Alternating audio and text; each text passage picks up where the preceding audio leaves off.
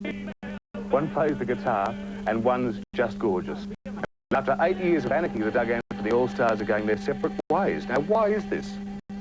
Oh, well, basically, Timmy's come back to Melbourne, and Rich and I don't really want to come back to Melbourne. He's got family responsibilities and a life to lead. So, And yet you didn't nominate for pre-selection for Kooyong? Oh, no, mate, no, mate. If I'm going to go for election, I'm going to get in. There's no way I can win a Kooyong. No way to have lefties. Right. Oh, hence the name. Kooyong? No, Doug Anthony Allstars. You have a right leaning? Oh, of course, absolutely. In fact, we always thought that Doug Anthony was a bit of a Stalinist himself, a bit over that way on the left wing, but as Malcolm Fraser's extreme right-hand man, he did quite well. And so you do have a political aspiration? Well, there's one at the moment. At the moment, I'm conferring with some people from the West Australian Senate about grabbing one of the seats over there. All you need is 5 or 6%, and I'm pretty sure I could pick that up. Any crackpot can get elected to the Western Australian Senate. That's it. Well, good. And welcome to what I've Western Australian viewers. You'll be having a remarkable opportunity to do some innovative voting next time round. Oh, I would hope so, depending on the timing of the whole thing. But listen, Mark, we've got a song about you that we wrote this morning. We put this together. It's just a very special thing we're doing for yourself, and it's beautiful. It's Mark Mitchell, he's the one. He's a man amidst the mountain, and he knows where he comes from. He's a pump and tower of strength. He's a symbol to our youth. He's the vanguard of our morals. He's the cosmic bird of truth. That's a number just for you, Mark. Thank you very much. Fans for him. I'm very sad now that you're disbanding. Oh, exactly. After a big tribute like that, I can imagine that We're actually in the process of writing a rock opera about you, but that's had to be abandoned now, I'm afraid. Oh, that's a pity. Bad Boy Mark was going to be called. Bad Boy Mark. So it's a fantasy. So you're about to do a tour, a retrospective tour. That's right. As a way of saying farewell. Exactly. It's 8 years of the greatest material the Doug and the Allstars have done. It'll encapsulate to about 30 minutes of really good theatrical work. And we're hoping to present that throughout the major cities of Australia over the next month. So why are you disbanding?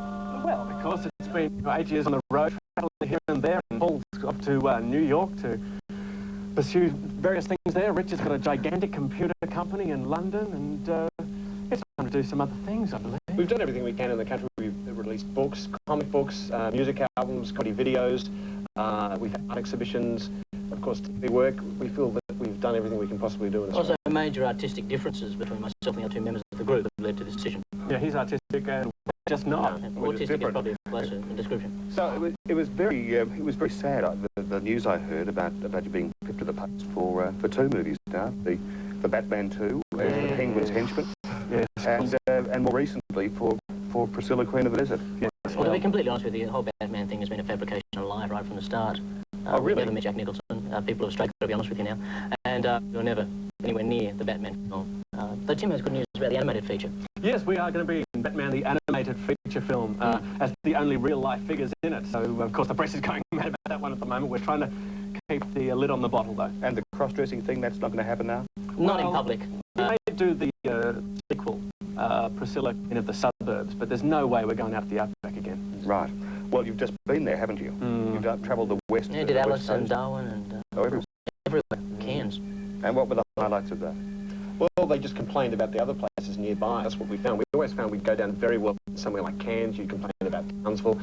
Go over hugely well. In Townsville, you do the same about Mackay. And you just find that there'd be this attitude towards the nearby town. It'd be very odd. The interesting about going through the desert too is people got very upset with our very plummy English accents. And I'm constantly saying, you blokes, you don't speak like Australians anymore. It's really disgusting. You've been over in England for like 2 years, mate, right? Is that right? You don't even have an Australian accent anymore. You say bloody English. That was sort of embarrassing. It was quite frightening being in Port Hedland, the mining town in the middle of the desert. We were off to Karratha, which of course is another mining town in the middle of the desert. And everybody in Port Hedland was saying, you're going to Karratha, are you?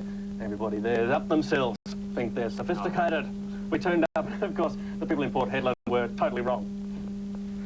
Do we go to Karratha on this one? We love you, Karratha. Yeah, Karratha, we love you. Never we're in a word Karratha. about you. Lovely people, Very Karratha. down to earth in Nice Karratha. people, you know, not snobs. So what has 15 miles, the entire town's 15 miles long, 1 Kmart. That's the town. 1 Kmart, 10 nightclubs. Karratha, we love you. Dare to dream. So what's been the highlight? What's been the worst the worst experience? I must say this is getting to be a bit of a highlight for me at the moment, Mark. Oh, thank you, This Paul. closeness is fantastic. Certainly Well, the other night on Live and Sweaty, yes, we yes. finally got to meet Doug Anthony, which was very exciting.